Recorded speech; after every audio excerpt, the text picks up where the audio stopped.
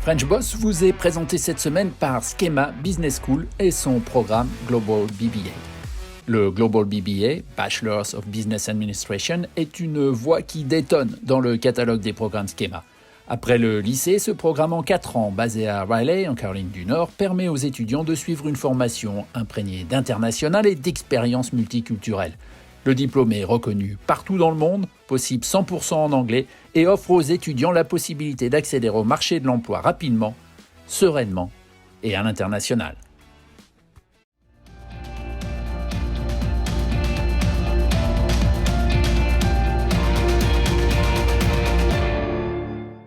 Bonjour à tous, notre French Boss cette semaine s'appelle Tanguy Devavrin et j'ai bien l'impression que dans la demi-heure qui vient, lors de cette conversation qu'on va avoir ensemble, on oscille en permanence entre le virtuel absolu dans lequel il vit professionnellement et à l'inverse la rigueur qu'exige son métier d'entrepreneur. C'est lui qui va nous le confirmer, il s'appelle Tanguy Devavrin et on le rejoint donc en Angleterre mais pas à Londres, à Woking. Bonjour Tanguy. Bonjour à vous, merci de m'inviter. Bon, Tanguy, derrière moi une photo que vous m'avez envoyée et qui nous ramène à la fin du 19e siècle. Alors je préfère vous laisser l'expliquer parce que vous êtes infiniment plus connaisseur que moi sur ce que représente et les valeurs que véhicule cette photo. Voilà, donc il s'agit de la statue du Martien du roman La guerre des mondes de Herbert George Wells.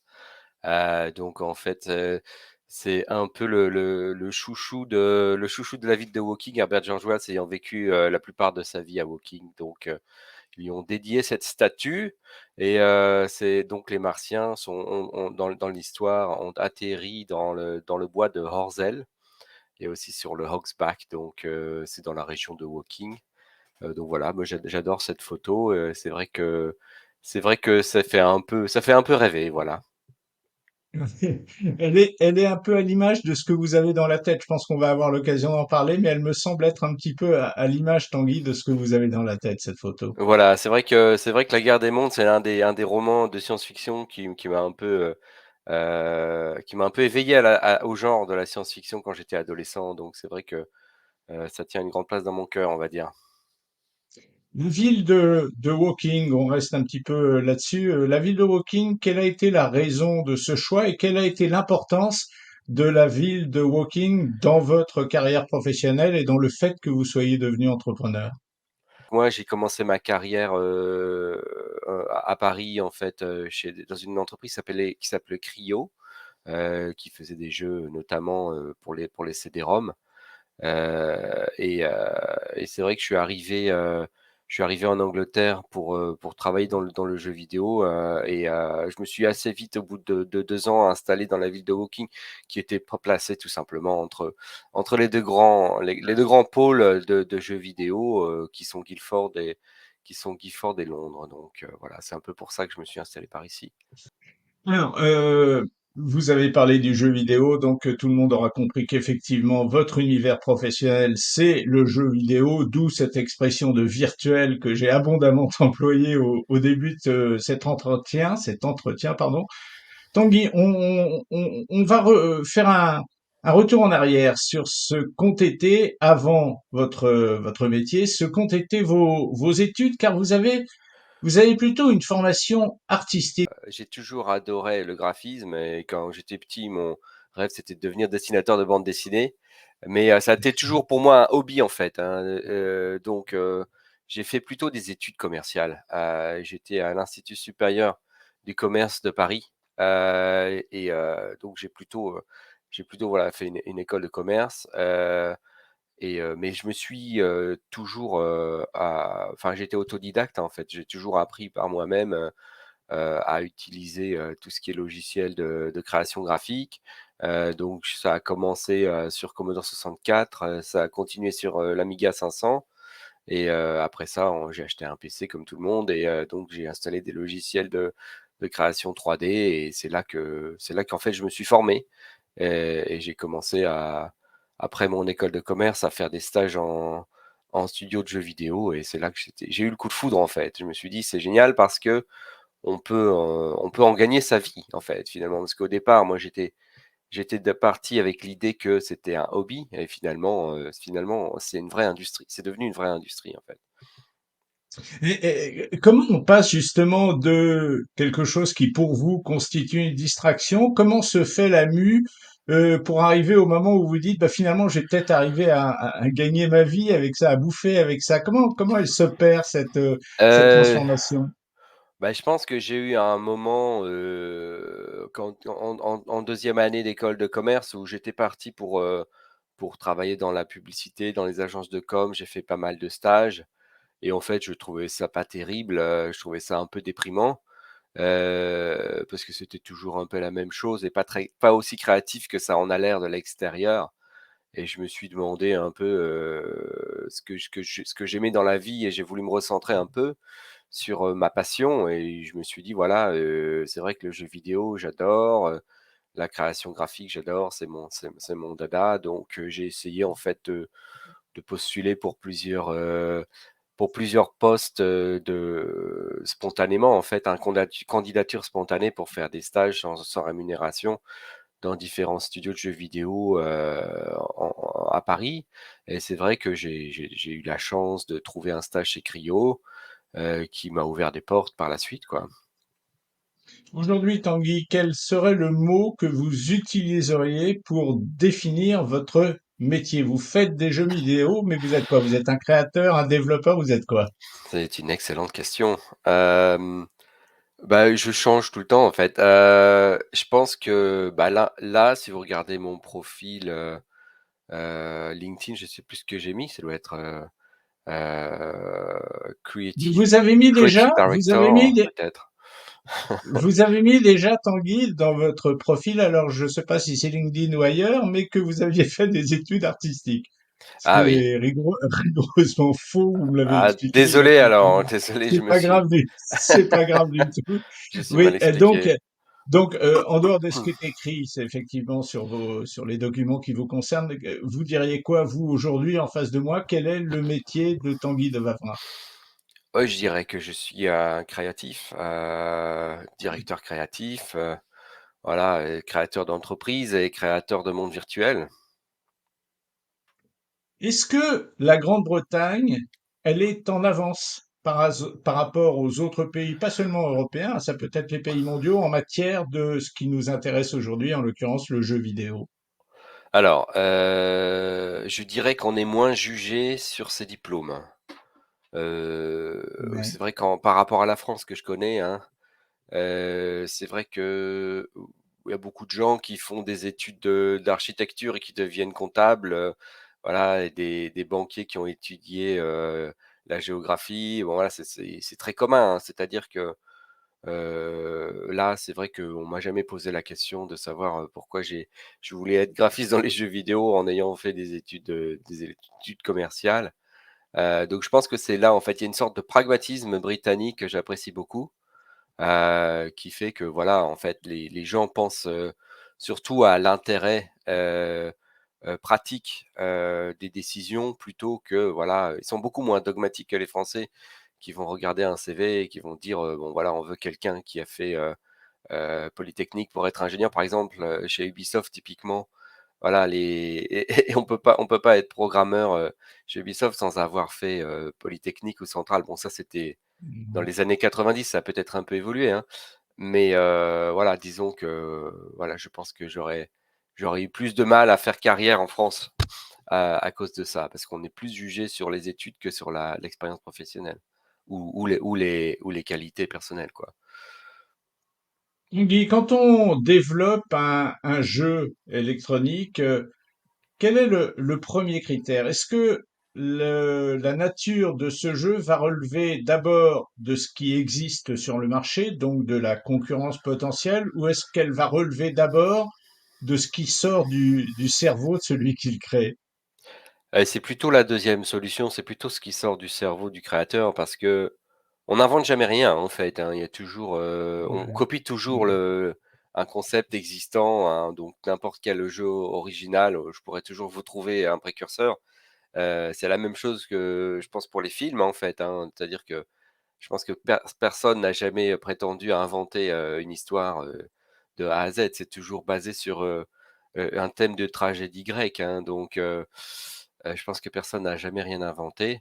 Tout est dans les exécutions. Il y a une phrase assez grossière qui a attribué à un producteur d'Electronic Arts qui était les idées, c'est comme les trous du cul, tout le monde en a un.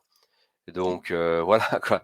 Les idées, ça vaut rien pour moi. Une idée, ça vaut rien. Une idée originale ne vaut rien. Tout est dans l'exécution, hein. C'est-à-dire que si c'est bien exécuté, c'est un bon jeu. Voilà quoi. Ça peut s'appliquer au film ou à la musique aussi, hein. Moi, je me pose une question, elle est peut-être idiote, Tanguy, mais je vais vous la poser. Quelqu'un comme vous qui vit d'une certaine manière, c'est un petit peu ce qu'on disait au début, qui vit d'une certaine manière dans un monde virtuel, est-ce que dans le monde quotidien, d'aller acheter le pain, d'aller mettre la table, etc., il se sent parfois pas un peu mal à l'aise, décalé, mal dans sa vie quotidienne? Ah, quand même pas, non, je pense pas. Enfin, Non. disons que ouais, je pense que j'ai toujours eu cette personnalité un peu réservée, un peu timide, donc peut-être que c'est naturel chez moi, mais non, moi je pense que ça va. J'arrive à, je suis bien aussi dans ma vie réelle en fait, hein, donc j'adore ma famille, mes enfants et bah, je fais des activités avec eux et je pense que j'arrive à continuer à avoir une vie «normale» entre guillemets. Et j'ai toujours été absorbé par les jeux vidéo, voilà, dès ma jeune adolescence, donc dès que ça existait, hein, donc je pense que ça a toujours fait partie de ma vie, mais j'essaye toujours de prendre un peu l'air quand même.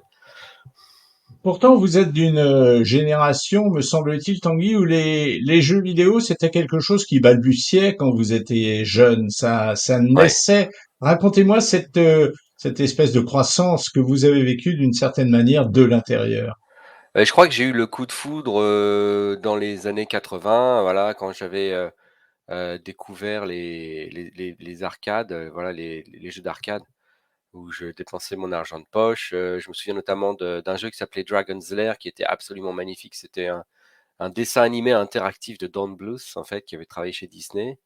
Il fallait jouer le rôle d'un chevalier qui combattait un dragon pour secourir une princesse. Donc c'était absolument magnifique. Et c'est vrai que ça durait pas très longtemps. On mettait une pièce de 10 francs et on jouait quelques secondes. Mais ouais, je pense que c'est ça qui a mis le feu aux poudres en fait, en me disant mais c'est extraordinaire qu'on arrive à faire des histoires interactives comme ça sur un grand écran quoi. Et voilà, j'ai voulu m'intéresser à la chose et créer mes propres créations pour donner un peu du rêve aux gens quoi. On verra, on en reparlera tout à l'heure, mais on verra que dans cet univers dans lequel vous vivez, il y a des terminologies qui sont très différentes de celles qu'on utilise dans la vie de tous les jours. On va voir si quelque part, une fois devenu entrepreneur, une fois ayant son entreprise, c'est pas un inconvénient de devoir utiliser des mots que peut-être tout le monde ne comprend pas.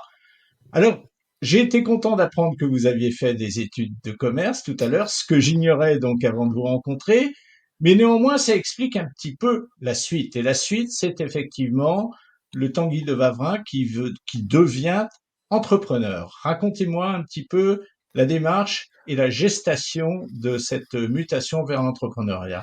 Eh ben, c'est marrant parce que justement, vous parliez des études de commerce, hein, j'avais dans l'idée, donc déjà la fin des années 90, milieu des années 90, de créer une entreprise de jeux vidéo. Voilà, j'avais ma thèse de fin d'études, c'était, création d'entreprise de jeux vidéo et j'expliquais comment j'allais, voilà, gagner ma vie en vendant des jeux vidéo, en créant et vendant des jeux vidéo, en les publiant, voilà, sur CD-ROM.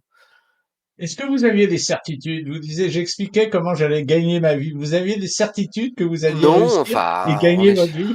je crois qu'on n'est jamais sûr de rien, surtout quand on a 20 ans, hein, donc c'était un peu mon projet, mon ambition, on va dire, hein. Mais c'était un peu la révélation que j'ai eue, en fait, je pense qu'après mon stage chez Cryo, je me suis dit: «Mais c'est incroyable cette boîte qui embauche, 150 personnes pour créer des univers magnifiques, sur CD-ROM, voilà, qui font rêver des millions de gens, quoi». Donc je me suis dit: «C'est ça que j'ai envie de faire». Mais j'avais aucune certitude, hein, je pense. D'accord. Disons que je disais que j'allais essayer, voilà, j'allais donner tout ce que j'ai pour essayer de faire ça. Après ça, c'est vrai que je suis rentré dedans et je me suis dit: «Bon allez, on va commencer par apprendre le métier». C'est vrai qu'il y a eu un hiatus d'une vingtaine d'années, où, on va dire 15 ans plutôt, hein, où je faisais le métier. Donc j'ai commencé comme, stagiaire, graphiste, après ça j'étais chef d'équipe, chef de projet, directeur artistique dans plusieurs boîtes. Donc j'ai fait un peu tous les formats, tous les genres, donc notamment sur, Top Gun, Harry Potter, Catwoman, South Park, tous les grands noms et en plus, des dizaines de jeux dont vous avez jamais entendu parler. Voilà, donc j'ai un peu roulé ma bosse et j'allais dire, j'ai perdu mon emploi, plusieurs fois. Le jeu vidéo, c'est une industrie qui est pas très stable, hein. Donc il y a souvent des entreprises qui croissent après un succès et puis qui mettent la clé sous la porte après un échec. Donc au bout de 3 fois où j'ai perdu mon emploi, je me suis dit: «Bah, autant monter mon entreprise puisque, voilà, au moins si ça n'a pas de succès, ce sera de ma faute, ce sera ma décision et pas celle d'un chef, qui m'a pas consulté». Donc je me suis dit: «Pourquoi pas?» Surtout que à l'époque, j'étais tombé amoureux des mondes virtuels après une expérience sur le, PlayStation Home. Donc j'avais commencé mon premier monde virtuel chez Cryo avec, le deuxième monde, qui était un précurseur de Second Life. Donc c'était créer son avatar et faire du chat et rencontrer des gens sur internet. C'était en 96, le deuxième rencontre avec des mondes virtuels, c'était en 2009 sur PlayStation Home, sur PlayStation 3. Donc là, je me suis dit: «Bah, moi, je vais monter mon entreprise et je vais faire, du contenu pour PlayStation Home». Donc là, ça a super bien marché en fait, hein. Il y a eu 800 000 $ de chiffre d'affaires, en 1 an et demi. Donc là, c'était vraiment l'eldorado. Après ça, malheureusement, PlayStation Home a fermé. Donc là, je me suis demandé ce que j'allais faire. Donc là, j'ai en fait trouvé un programmeur et j'ai commencé un jeu sur la console suivante, la PlayStation 4 qui venait de sortir et pour un peu, essuyer les plâtres, on va dire. Et puis après ça, je me suis dit: «Ben, pourquoi ne pas prendre la place de PlayStation Home qui a disparu?» Parce qu'il y a plus de monde virtuel pour les Ouais, utilisateurs ouais. PlayStation, des millions d'utilisateurs. Donc à ce moment-là, j'ai créé un successeur à PlayStation Home. En fait, c'était dans ma tête, c'était ma vision, c'était de créer un monde virtuel encore plus beau que PlayStation Home.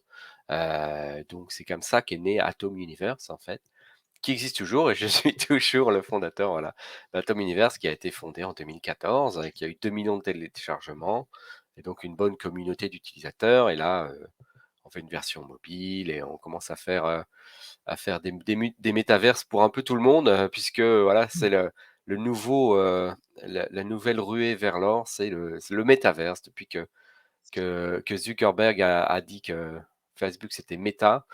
Maintenant, tout le monde veut son métaverse. Donc voilà, si vous avez besoin d'un métaverse, D'accord. venez me voir. J'en Moi, profite j'ai pas tellement pour vendre besoin. ma soupe là. Moi, j'ai pas tellement besoin d'un métaverse à la date d'aujourd'hui, mais ça peut changer, je vous rassure. Ça Donc, viendra. ouais, je compte sur vous pour me convaincre.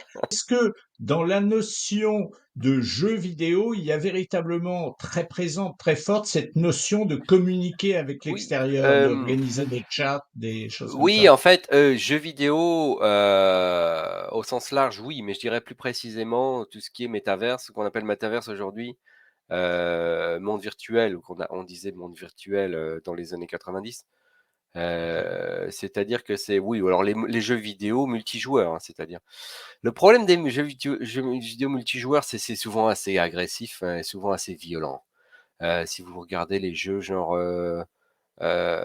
Fortnite, ou les jeux genre, Grand Theft Auto, c'est souvent, voilà, on tue l'autre en fait et le chat, c'est souvent, une sorte d'agression ou de voilà, pour narguer l'adversaire qui a perdu, pour l'insulter quand on perd. Donc je trouve ça assez triste en fait. Moi je préfère faire des mondes virtuels qui sont non violents, où les gens voilà, l'intérêt c'est un peu comme un réseau social finalement. L'intérêt c'est de se reconnecter avec ses amis, de découvrir de nouvelles personnes et voilà, d'avoir des échanges intéressants quoi. Donc voilà, j'allais dire jeux vidéo au sens large, mais maintenant monde virtuel plus, voilà, c'est plus ça qui m'intéresse, on va dire. Tanguy, on revient sur Terre. Donc 2014, vous créez Atom Universe. Vous devenez entrepreneur. Est-ce que vous avez besoin d'aller chercher de l'argent ailleurs? Et si oui, est-ce que d'autres univers peuvent investir dans cet univers très ésotérique, très, très particulier, peut-être très fermé du jeu vidéo? Comment vous faites? En 2014, Oui, en fait, j'avais un peu d'argent de côté parce que, l'expérience, PlayStation Home avec donc c'était une entreprise qui s'appelait Atom Republic que j'avais créée en 2012. Donc d'accord, là, ça avait très bien marché, donc j'avais un peu d'argent de côté. Donc j'ai pas vraiment investi quand j'ai créé Atom, Universe. Par contre, après, c'est vrai que pour agrandir l'équipe, c'est vrai qu'on a eu des investissements on a commencé par de crowdfunding avec Kickstarter. Donc là, on avait eu un petit pactole de 30 000 $ en fait, à partir d'accord. de 300 personnes en fait. Donc ils mettaient un petit ticket chacun, hein, pour Ouais, essayer de valider en fait l'idée. Et après ça, en fait, je connaissais un autre entrepreneur, voilà, qui était aussi sur PlayStation Home, et qui m'avait dit: «Il faut à tout prix que je te présente mes business angels, qui veulent en fait continuer, le monde virtuel, à la PlayStation Home». Et donc c'est vrai que là, j'ai rencontré 2 investisseurs, business angels qui ont mis 150 000. Ils ont remis 60 000 plus tard, donc 2 ans après. Donc c'est un peu surtout des business angels qui par introduction d'une connaissance qu'on avait en commun. Voilà. Et après ça, c'est vrai qu'on a fait une campagne Seeders, donc encore du crowdfunding. On a levé 105 000 cette fois-ci. C'était il y a 2 ans. d'accord. Voilà. Hmm, Donc, et d'accord. puis maintenant, voilà, c'est vrai qu'on va faire une nouvelle levée de fonds. En fait, demain, on va commencer parce qu'on a rejoint un accélérateur qui s'appelle Techstars. Et c'est vrai que, on fait un demo day demain. Malheureusement, comme j'ai le Covid, je pourrais pas y être, donc ce sera, mon Ouais. frère mon frère, mon frère et associé Jérôme qui va faire le pitch pour moi demain. Donc voilà. Et donc là, c'est vrai, une Et nouvelle levée de justement, fonds. Voilà. alors, nouvelle levée de fonds, on va parler éventuellement des chiffres de ce que vous envisagez de lever, effectivement. Vous avez prononcé le nom de votre frère qui est votre associé, justement. Quelle est la structure de la société? Combien êtes-vous dedans? Ouais. Et quelle est la répartition du capital, en gros? Et ben, en fait, on est 7 en tout. La répartition du capital, moi j'ai 40% et Jérôme il a 20%. Et le reste, voilà, c'est des actions, c'est une sorte de pool, je sais pas comment dire en français, pour Un pool des, d'investisseurs, voilà, un un pool pool d'investisseurs, d'investisseurs. voilà, voilà, pour réserver, on va dire, pour les nouveaux employés qui, voilà, par exemple, le CTO et tout ça, quoi. Donc les nouveaux employés. Et puis voilà, après ça, c'est des investisseurs minoritaires. Ouais. Mais alors justement, ce pool d'investisseurs, même s'ils sont minoritaires, sont des gens qui sont avant tout passionnés par le jeu vidéo plutôt que des investisseurs au sens dur du terme, des gens qui mettent de l'argent là où ils pensent que ça va en générer d'autres. Alors, on Ce n'en sont est des passionnés. pas. Bah, on va dire, c'est des business angels, hein. C'est pas encore Ah oui, des venture capital. C'est pas encore. Voilà, c'est d'accord. c'est plutôt business angels. Donc, c'est des petits tickets, on va dire, hein, autour de 10, entre 10 et 50 K chacun, à peu près, ouais. Ouais, d'accord, ouais. Mais donc des gars qui s'intéressent évidemment aux jeux vidéo, quoi. Oui, enfin, il y en a un qui vient du média, il y en a un qui vient ouais, des applications mobiles, voilà. Donc, il y en a qui viennent du jeu vidéo aussi. Donc oui, c'est sûr, c'est un milieu un peu microcosme, on va dire entertainment, voilà. Et voilà, parce que j'imagine que aller chercher de l'argent auprès de quelqu'un qui n'y connaît rien aux jeux vidéo et de lui expliquer que vous cherchez de l'argent pour développer des métaverses, ça va pas, ça va pas forcément lui parler beaucoup au gars. Si? C'est dur, c'est dur, c'est dur. C'est dur, hein? Je pense que J'imagine. là, maintenant, c'est plus facile. Je pense que Mark Zuckerberg m'a facilité la tâche. Parce que maintenant, les gens Ah, comprennent ce que c'est qu'un monde virtuel. Si je dis: «Je fais un métavers», genre: «Ah ouais, d'accord». Bah, tandis qu'avant, il y a 1 an, c'est vrai qu'il fallait que j'explique, c'est pas un jeu vidéo, mais presque un jeu vidéo, mais c'est plus comme un réseau social, mais pas tout à fait parce que c'est en 3D. Donc je mettais 10 minutes à expliquer mon produit. Maintenant, les gens comprennent. Mais c'est vrai que de toute façon, lever des fonds, c'est toujours difficile, hein. Ouais. Je pense comment on les trouve, bah, il y a plusieurs façons, mais c'est vrai que c'était un peu le parcours du combattant, hein. J'ai fait des bonnes rencontres, on va dire et bah, c'est vrai qu'on a développé un produit qui plaît et qui a trouvé son public. Donc je crois que c'est surtout ça que les gens voient, en fait, hein. L'investisseur, quand il voit les résultats, bon, c'est vrai que c'est comme ça qu'on peut les convaincre, en fait. Tanguy, en quelques chiffres, qu'est-ce que c'est aujourd'hui votre société, donc 8 ans après sa création, si vous pouvez me donner quelques chiffres qu'on se rende compte. Donc en fait, on a eu sur le côté, on va dire, Atom Universe, B2C, donc grand public, hein, c'est 2 millions de téléchargements. On est sorti sur, PlayStation et PC et bientôt sur mobile. Donc on a, 100 000 utilisateurs par mois, on a à peu près 2 000 utilisateurs par jour. Et on a, voilà, des transactions qui sont en moyenne, de 50 centimes, par mois, par personne. Donc c'est un système freemium, donc c'est des microtransactions, un peu comme sur Ouais. les applications mobiles, hein. Donc c'est Mhm. gratuit pour télécharger et après ça, les transactions se font dans le jeu, dans l'application.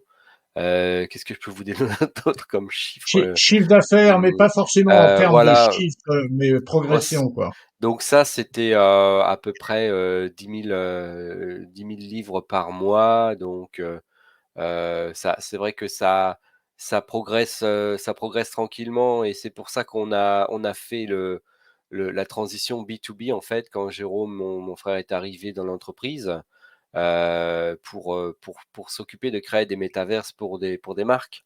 Donc par exemple, pour des événements sportifs ou des marques de luxe, on va créer un métavers sur mesure, en fait. Ouais, Donc ouais. ça, c'est vrai que c'est là qui peut-être l'avenir, en fait, au niveau en termes de revenus et en termes de développement. D'accord. Vous me fournissez justement la transition vers la suite et qui sera peut-être la fin d'ailleurs de cet entretien qu'on a tous les deux. Est-ce que vous pensez que le jeu vidéo, donc qui grosso modo a pris son envol véritablement il y a une vingtaine d'années, hein, on va dire à quelques années près, est-ce que vous pensez que son avenir est encore devant lui ou est-ce que vous savez que tout va tellement vite avec ces nouvelles technologies, est-ce que vous pensez qu'il a une durée de vie qui est limitée dans le temps, le jeu vidéo aujourd'hui, Tanguy? Bah, je pense qu'il a son avenir devant lui. Je pense que les générations de joueurs, justement, c'est peut-être peut-être que ma génération est la première génération de joueurs, hein, et Ouais, que, bah, les probable. générations suivantes jouent tous aux jeux vidéo. Quand vous voyez les enfants qui sont sur Roblox, la moyenne d'âge est de 13 ans, l'utilisateur Roblox. Ils sont déjà dans le métaverse. Non, on n'y va pas parce que voilà, nous, on joue un peu à des jeux vidéo, mais eux, ils sont dans le métaverse et ils regardent plus la télévision, hein, ils lisent plus de livres, ils trouvent que Facebook, c'est pour les boomers.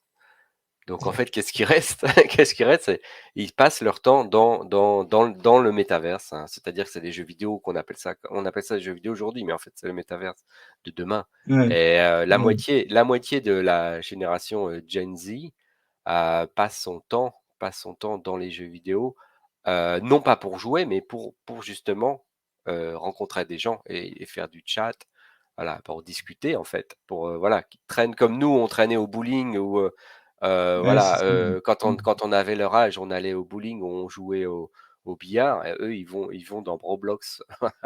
Donc je pense que voilà, le jeu vidéo a tout l'avenir devant lui en termes de, voilà, ça va devenir en fait, bah, moi je suis un évangéliste du web 3, on va dire, hein. C'est-à-dire que la façon dont vous faites vos courses sur Amazon aujourd'hui, bon, hier vous alliez dans un magasin, aujourd'hui vous allez sur Amazon, mais vous avez perdu cette espèce de connexion, cette espèce d'émotion, magique d'aller dans un grand magasin, aux Galeries Lafayette à Noël, par exemple, hein.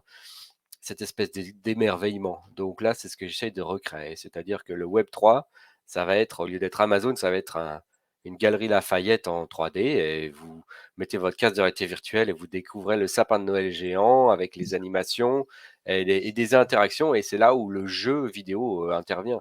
C'est parce que ça peut être une expérience ludique, en fait. Donc, c'est essayer de recréer, réinsuffler de la magie, en fait, dans l'expérience, voilà, l'expérience Internet, on va dire. De la magie ludique, ce sont des mots qui ramènent à l'enfance. Ce sera ma dernière question. On va essayer de faire une réponse courte, si vous voulez bien, Tanguy. Est-ce que pour être le patron performant d'une entreprise qui édite des jeux vidéo, il faut quelque part avoir gardé véritablement ses émotions d'enfant et être resté un enfant dans sa tête? Oh, je crois que c'est dans cette période de la vie qu'on établit nos rêves et nos voilà et nos envies c'est dommage, ce serait dommage de le perdre. Moi, je suis toujours resté un grand enfant. Je me suis toujours émerveillé de voilà de toutes les nouveautés que j'ai pu découvrir dans ma vie. Donc ouais, je pense que j'ai gardé une âme d'enfant. Eh ben, vous voyez, Tanguy, je m'attendais un petit peu à cette réponse. Merci en tout cas d'avoir été avec nous. Je suis pas sûr d'avoir tout bien compris encore sur le métaverse, mais l'essentiel, c'est que ceux qui vont nous regarder, qui, pour beaucoup, sont plus jeunes que moi, on va pas se mentir, eh ben, que eux comprennent de quoi il s'agit et je pense que vous l'avez quand même très, très bien expliqué. Merci, Tanguy, d'avoir été avec nous Merci bien. Au et revoir, bonne bonne journée. continuation. Au Merci, au revoir. revoir.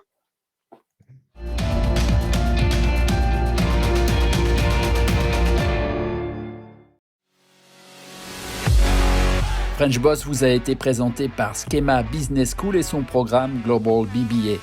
Le Global BBA est offert sur le campus américain de Schema, site à Raleigh, en Caroline du Nord, où les étudiants ont l'opportunité d'obtenir un double diplôme en partenariat avec la prestigieuse North Carolina State University. Ils peuvent également passer un ou plusieurs semestres sur les autres campus de Schema au Brésil, en Chine, en France et en Afrique du Sud. Schema propose aussi de nombreux diplômes de master avec plus de 30 spécialisations offertes sur l'ensemble de ses campus. Prêt pour des études et une carrière à l'international ? Postulez à Schema pour l'automne 2022, dès aujourd'hui.